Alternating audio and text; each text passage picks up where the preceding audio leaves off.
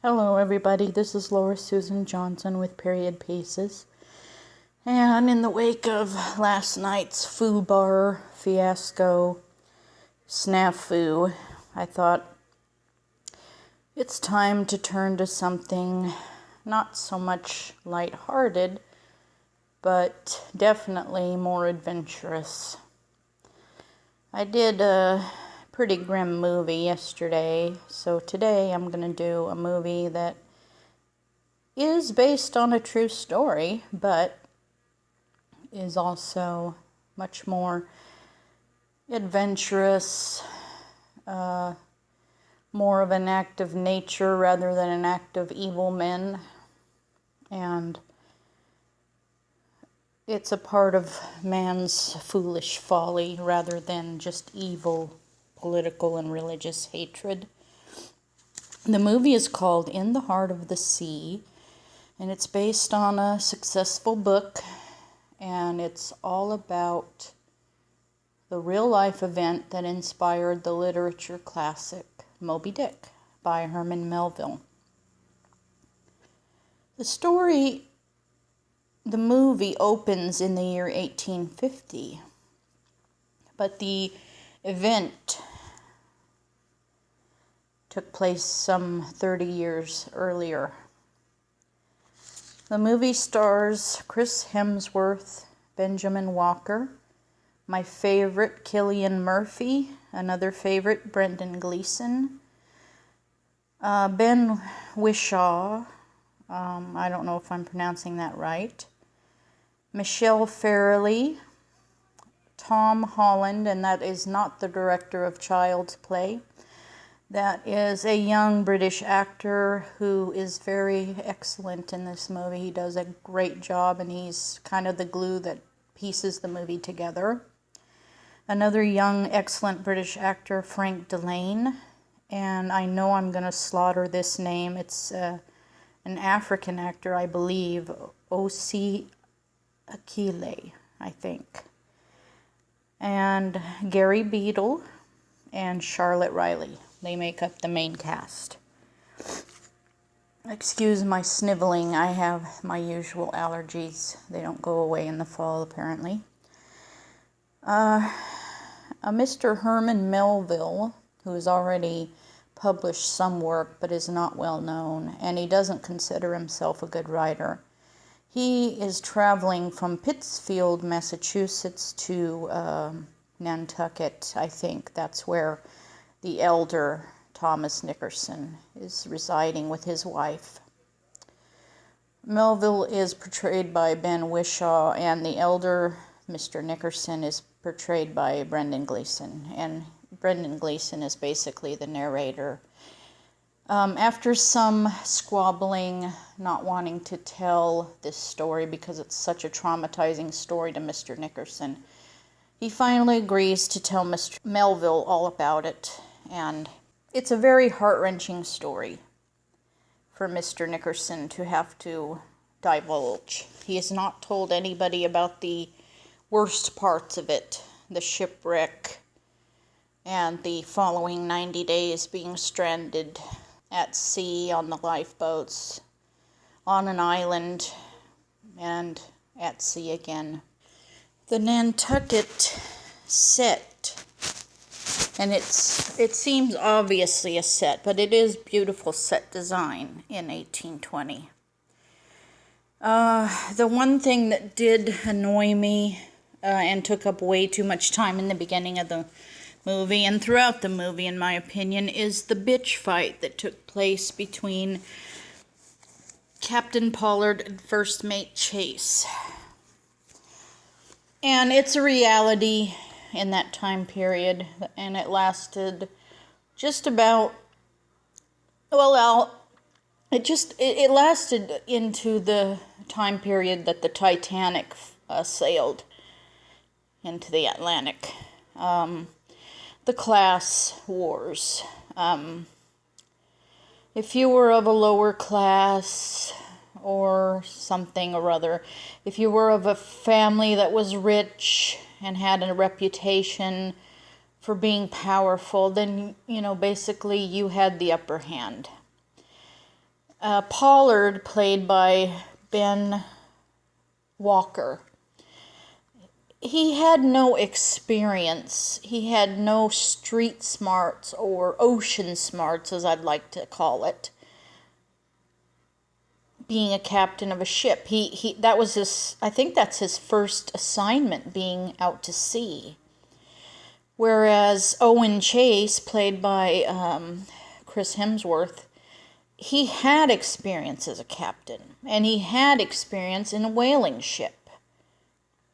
But because Pollard was from a prestigious and successful whaling family name, he had the upper hand. And so he became the captain and Chase became the first mate. And there was bad blood between them all through the movie, almost. And it was a bitch fight. Whale fat was obviously a global market. I mean, the demand for it was outrageous. And people were whaling all over the world. It was a hot market. So Chase's temper tantrum over not getting captain got old kind of fast, and it just got so annoying. It was a lot more engaging to hear Nickerson's story. He was an orphan lad. He obviously is the inspiration for the character Ishmael in Moby Dick. And another moment that annoyed me, it was a really dick move by Owen Chase to torment Thomas when he got seasick. Between Owen Chase and George Pollard, they practically endangered the lives of the rest of the crew so many times. And I felt sorry for poor Cillian Murphy. He plays Matthew Joy. I think he's like the third ranking officer on board. I don't know, but he had a lot of duties. I don't know what you call I'm not really a nautical person, but he just sat there and he put up with their shit the whole movie through. The foolish Captain Pollard sees a squall off the starboard side, and he tells them to go into it to kind of steer, like edge around it, because he wants them to have a good baptism. That was his quote. And it's like, these men don't need hardship. They just want to go get whales so they can get their, tally of whale fat, you asswipe. And when things go wrong and they sustain some damage, he blames Chase for this mess that he got the ship into. And he tells Chase that they're going to go back to Nantucket, and Chase is going to apologize to the whale merchants who own the ship, and then he's going to resign his position. I mean, this bastard Pollard, he's after Chase from the word go, or from the get-go. From the moment they meet, there's just this male cockfight between them. Now, the first whale that they kill is a heartbreaking moment for anybody who loves animals and appreciates that just because they don't speak English doesn't mean that they don't have an intelligence in them, and that they don't have emotions like fear and pain and anguish. And I saw the telling emotions on both the young Thomas's face and Owen Chase's face when the whale's lungs were bleeding. And it gave me the message that this movie kind of does have an anti-animal cruelty vibe to it. And poor Thomas, the kid, he's kind of, forced to go into the whale, and somehow, I guess, whale fat really smells bad. I don't know. I guess the inside of a tauntaun in The Empire Strikes Back smells bad for some reason. Do everybody's innards smell bad? Maybe, because of our diets or whatever, because of the pollution, I don't know. I'm not trying to get preachy, but I'm just wondering why things smell so bad. Was it part of the bowel system of the whale that he had to go into? I wasn't sure. Of course, this wasn't the great white whale that they killed. Naturally, it wasn't. And they hear about this great white whale when they sail to South America. I don't remember which country. It might have been Chile.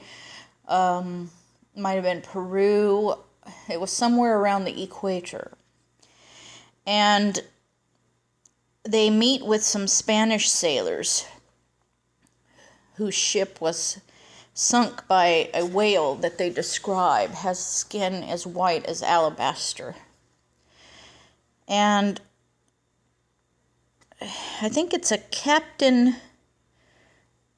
I can't remember. I should have put his name down. And he has, I'll probably put him in the credits in spite of not mentioning him verbally. But it's a captain who tells them, you know, this whale is dangerous. This whale is, you can't conquer him, you know. But of course, Captain Pollard ignores the misgivings of his crew members. They tell him this is madness. When he takes that ship way out into the middle of the Pacific off of the coast of South America, way out in the middle of the Pacific. I mean, there is just nothing out there but uncharted islands and desolation. I love the ocean, but, you know, when you treat it with such disrespect and such arrogance, you go out to some place you don't know and you've never seen and it's been uncharted, you're really asking for trouble. So eventually a family of whales is sighted. And there is a huge white whale among them, a bull whale among a bunch of cow whales, I think they're called. And these men have no idea what intelligence they are dealing with. These creatures do not speak English.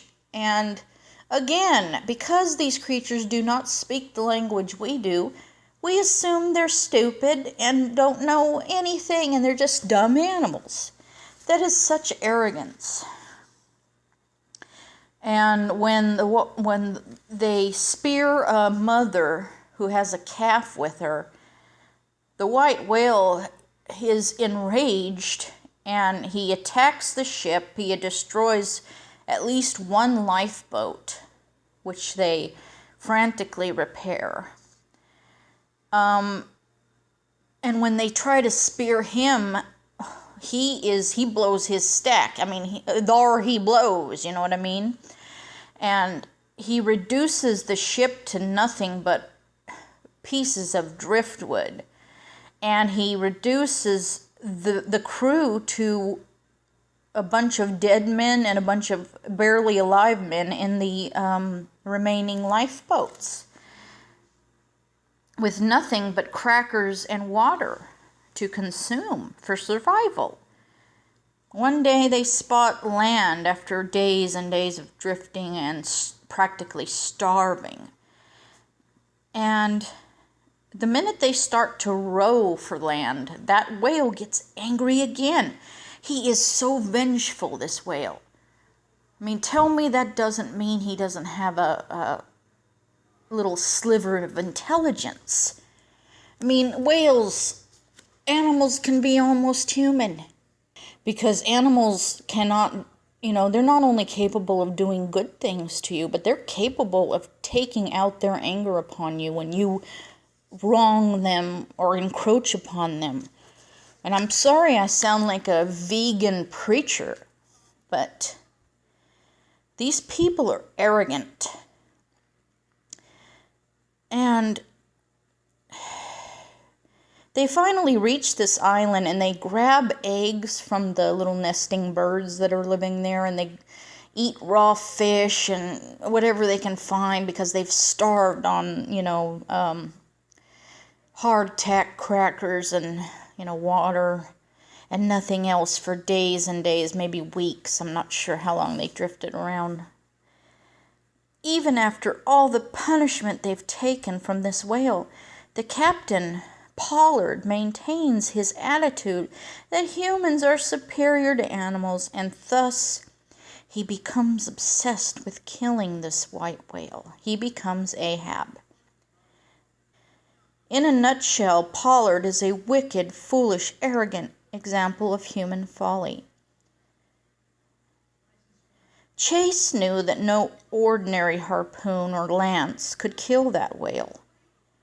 Maybe his humility during that moment when he was ready to throw the lance but then decided not to, maybe his humility impressed that beast, and the beast decided not to attack because he looked into the whale's eye with that huge lance that they had fashioned out of smelted metal, iron, whatever, and he just couldn't do it. He couldn't bring himself to do it. I think he knew not only is it stupid and useless and cruel, but he can't win against this huge whale. This whale is enormous. This whale is bigger than any whale they've ever imagined. And a lance of any size can't do it. You'd have to build a lance that is as big as that whale, and that takes a huge chunk of metal, huger than anything you can work with. This is a sea monster. This is like the Kraken. This is like, Cthulhu. This is not an ordinary sea creature. Anyway, they drift around, dying for 90 days at sea. And they finally get rescued by ships in the area around, I think, South America again. And Chase maintains his integrity after the rescue. And Pollard, after trying to convince Chase to lie about things, because, if you tell the whaler industry that a whale sunk your ship and you had to resort to cannibalism to survive and you had to watch your best friends die. And Mr. Peterson, and I think he's played by O.C. Ikeli. Mr. Peterson's the one who died of extreme thirst and exposure to the sun, I believe. And Chase felt that it was not only a perversion to lie about these facts, it was an insult to Mr. Peterson and everybody else who had died. Mr. Joy, Cillian Murphy's character, sustained a very bad head injury, a very deep cut to his scalp, and it became infected, and he spiked a very high fever.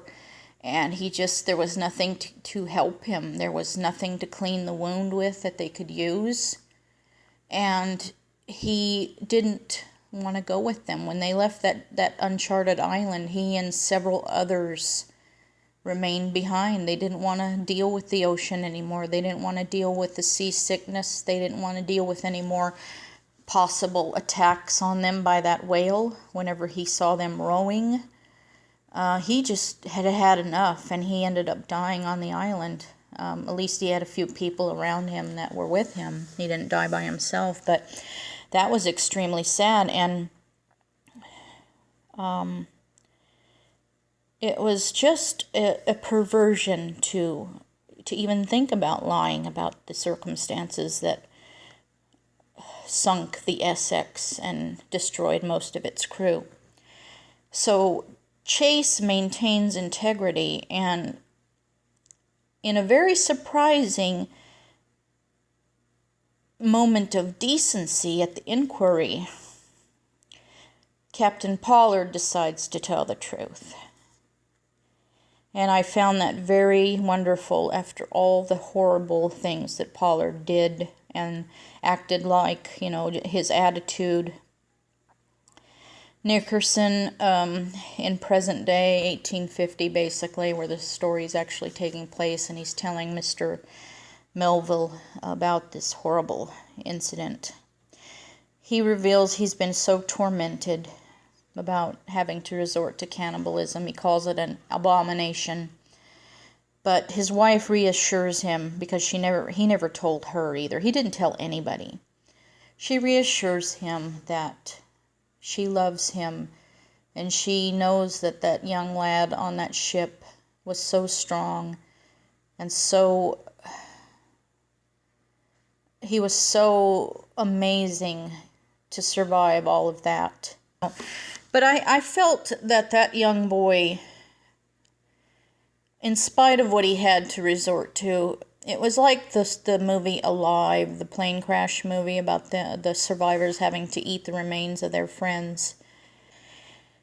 So his wife was an amazing lady who loved him and supported him. And I really loved the actress who played her, Michelle Fairley. I don't know if Owen Chase's wife was ever told, but she seemed to be a very wonderful woman too, and he came home to a beautiful little daughter, and it was just a lovely ending. The Chase family went on to a happy life, where he was able to captain a ship of his own. And Pollard, of course, even though he had that decent moment where he decided not to lie about the sinking of the Essex, he still ended up being obsessed with capturing Moby Dick. He still became Ahab, that obsessed, miserable creature. And I think that Nickerson was able to get closure and able to reassure his mind that everything was all right.